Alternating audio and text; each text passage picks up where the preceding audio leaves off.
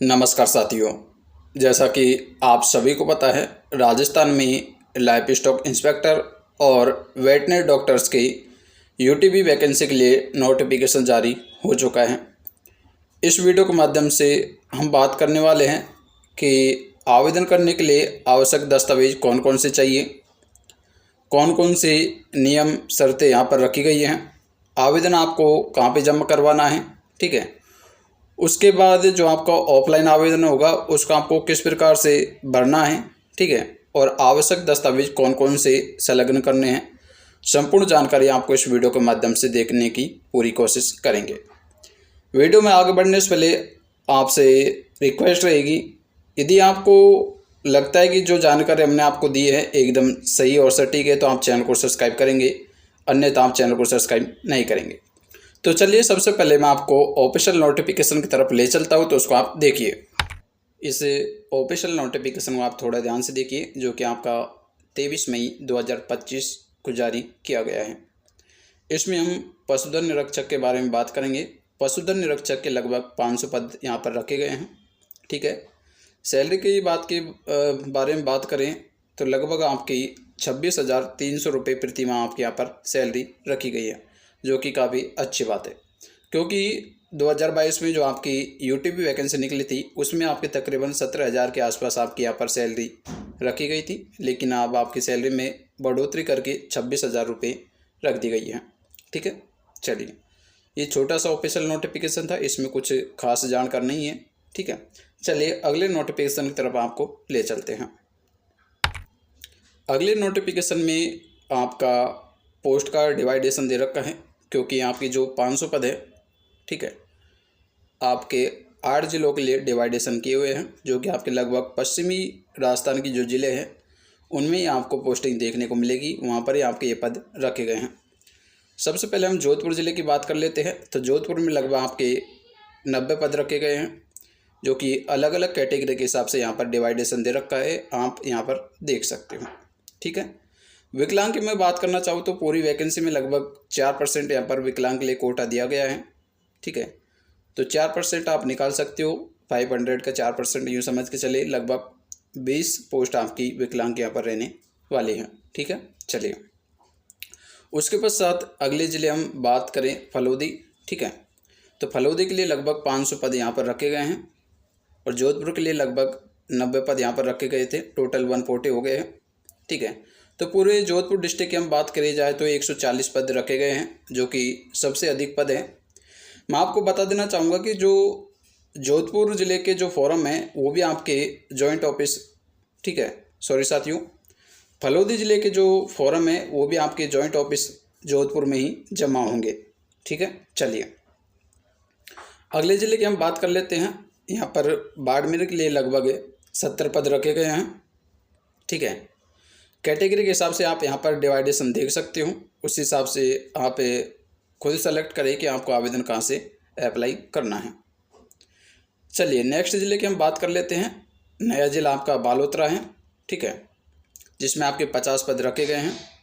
बालोतरा के भी आवेदन आपके जॉइंट ऑफिस बाड़मेर में ही जमा होने वाले हैं, तो जिन कैंडिडेट्स को बालोतरा से आवेदन करना है वे बाड़मेर में जाकर आवेदन करें, ठीक है, क्योंकि बालोतरा में आपके आवेदन जमा नहीं होंगे। चलिए अगले ज़िले हम बात कर लेते हैं। लगभग सभी की चॉइस बनी हुई है कि हम सभी जैसलमेर से अप्लाई करें फॉर्म, अधिकतर कैंडिडेट्स यही सोच रहे हैं।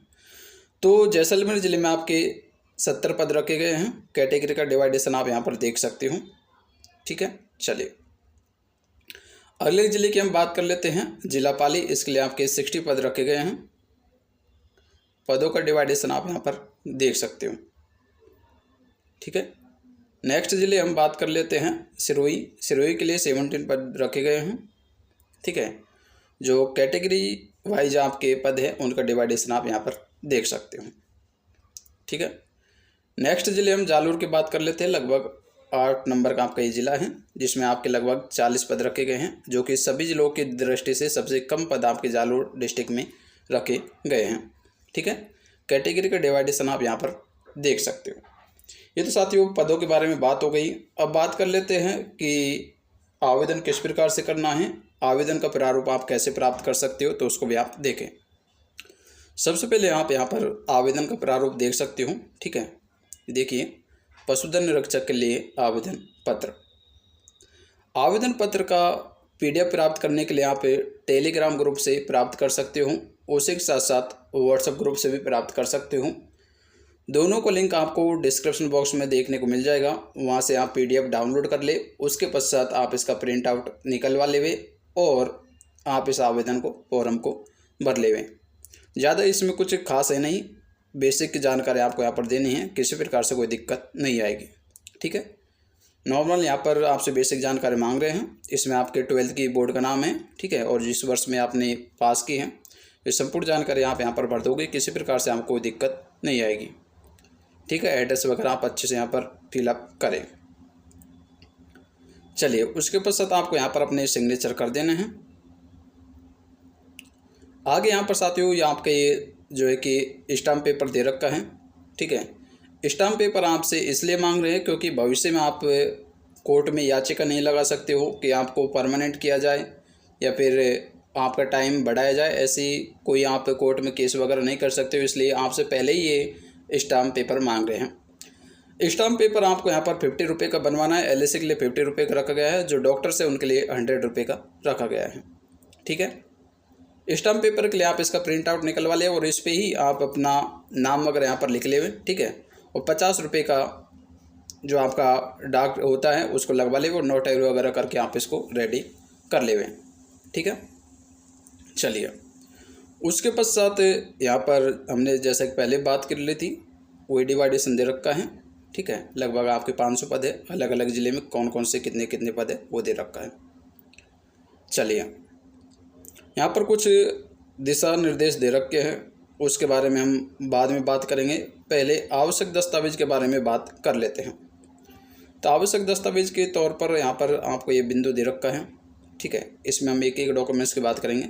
सबसे पहले आपकी 10th की मार्कशीट, ठीक है, 12th की मार्कशीट, HDP फर्स्ट ईयर और सेकेंड ईयर की मार्कशीट। ठीक है, जो बच्चे अभी सेकेंड ईयर रनिंग में है, यानी जिनका अभी तक रिजल्ट नहीं आया है, वो इसमें आवेदन नहीं कर सकते हैं, क्योंकि यहाँ पे आपसे मार्कशीट मांगी गई है। तो सेकेंड ईयर वालों के पास सेकेंड ईयर की मार्कशीट नहीं है, इसलिए वो इसमें आवेदन नहीं कर सकते हैं।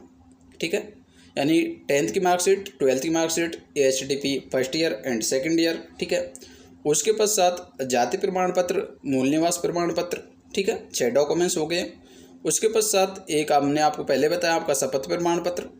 और आपको विशेष ध्यान रखना है, 2 आपको यहाँ पर जो है कि अपने के चरित्र प्रमाण पत्र बनवाने हैं। ध्यान रहे कि आपका चरित्र प्रमाण पत्र 6 महीने से पुराना नहीं होना चाहिए। अब बात कर लेते हैं कि चरित्र प्रमाण पत्र कैसे बनेगा। तो चरित्र प्रमाण पत्र बनवाने के लिए आप किसी भी एक ऑफिसर से साइन करवा सकते हो, जैसा कि आपके कोई फर्स्ट ग्रेड के लेक्चरर हो गए या फिर आपके कोई वेटनरी ऑफिसर से। ठीक है, आपके वेटनरी फील्ड से आप जुड़े हो तो आप VO के साइन या SVO के साइन वगैरह करवा सकते हो। ठीक है, ध्यान देने योग्य बात ये रहेगी कि दोनों चरित्र प्रमाण पत्र पे आपको एक ही ऑफिसर्स के साइन नहीं करवाने हैं, दोनों चरित्र प्रमाण पत्र पे आपको अलग अलग ऑफिसर्स के साइन करवाने हैं। ठीक है, ये तो डॉक्यूमेंट्स के बारे में बात हो गई। डॉक्यूमेंट्स के तौर पर मैं बात करना चाहूँ तो ये देखिए, आपके यहाँ पर जो मूल दस्तावेज है, ठीक है, यानी ओरिजिनल जो डॉक्यूमेंट्स है वो आपके यहाँ पर जमा होने वाले हैं। उसी के साथ साथ ओरिजिनल डॉक्यूमेंट्स की अतिरिक्त 2 फोटोकॉपी भी आपको यहाँ पर जो है कि तैयार करनी है। ठीक है, ओरिजिनल डॉक्यूमेंट्स के अलावा 2 फोटोकॉपी भी आपको तैयार करनी है। टोटल ओरिजिनल डॉक्यूमेंट्स को मिलाकर 3 सेट आपके पास होनी चाहिए। उम्मीद करता हूँ आप समझ गए होंगे कि हमने आपको क्या बताने की कोशिश कर रहे हैं। ठीक है, डॉक्यूमेंट्स के बारे में जानकर दे दिए। फ़ोटो आपको यहाँ पर 2 रखने हैं, आपके पासपोर्ट साइज़ के फ़ोटो। ठीक है, चलिए, आवेदन की डेट हमने आपको बता दी है। ठीक है, आवेदन यहाँ पर डेट दे रखी है, एक बार मैं आपको स्क्रॉल करके बता देता हूँ। ये देखिए, 31 मई को आपके आवेदन सुबह 10 बजे से लेकर, ठीक है, शाम 4 बजे तक आपके आवेदन जमा होने वाले हैं। बालोतरा के बाड़मेर में जमा होंगे, फलोदी के जोधपुर में जमा होंगे। ठीक है, चलिए, उसके पश्चात देखिए आगे यहाँ पर कुछ इम्पोर्टेंट्स बिंदु दे रखे हैं। ठीक है, यहाँ पर जैसा कि हमने पहले बताया था, विकलांग के लिए 4% का आरक्षण यहाँ पर दिया गया है। ठीक है, उसके पश्चात जो सबसे इम्पोर्टेंट बिंदु है उसकी हम चर्चा कर लेंगे। ठीक है, एज की बात की जाए तो जो कैंडिडेट्स 18 वर्ष से लेकर 40 वर्ष के हैं वो सब इसमें आवेदन कर सकते हैं। यहाँ पर ध्यान दें कि चयन होने के 5 दिन के भीतर ही आपको ज्वाइनिंग करना पड़ेगा। यदि आपने ऐसा नहीं किया तो आपको वहाँ से निष्कासित या फिर आपका सिलेक्शन रद्द कर दिया जाएगा। काफ़ी इम्पोर्टेंट बिंदु आपके लिए यहाँ पर रहने वाला है, जिसके बारे में काफ़ी समय से हमने चर्चा नहीं की है। सबसे पहले तो आप नंबर 11 पॉइंट को देखिए। पूर्व से पशुपालन विभाग में आवश्यक अस्थायी कार्य पर जो भी कार्मिक इस भर्ती में पात्र नहीं होंगे।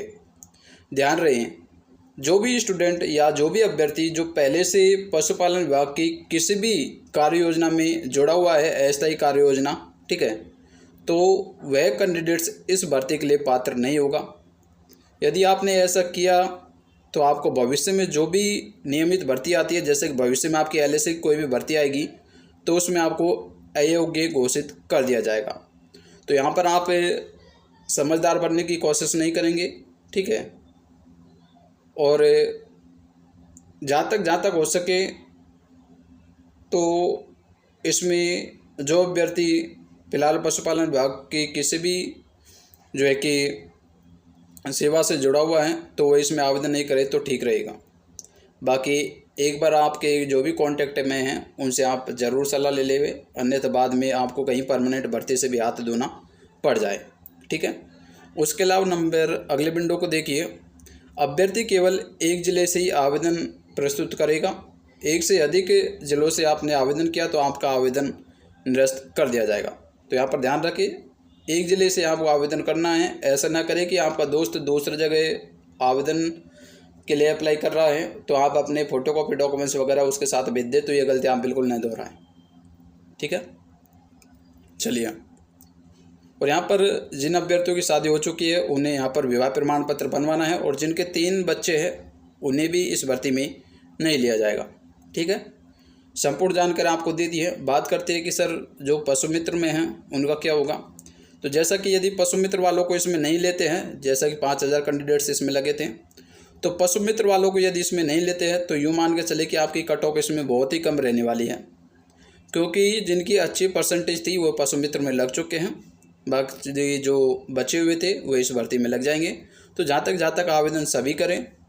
ठीक है, आप यूँ ना सोचें कि अपना टाइम ख़राब हो रहा है, तो भाई इस समय में टाइम तो सभी का ख़राब हो रहा है। ठीक है, कोई स्पेशल तो है नहीं कि इस भर्ती के बारे में सोचेगा नहीं, क्योंकि बेरोज़गारी है तो भाई बेरोज़गार है तो सोचना तो पड़ेगा, तो टाइम तो लगभग ख़राब होगा। बाकी आप अपने स्तर से काम करें। ठीक है, इन्फॉर्मेशंस अच्छे लगे तो सब्सक्राइब कर देवे, अन्यथा नहीं करें। बाकी किसी प्रकार से अभी भी कोई भी डाउट्स हो कमेंट बॉक्स में कमेंट करें। मिलेंगे अगले वीडियो में नए अपडेट के साथ, तब तक साथियों जय हिंद जय भारत।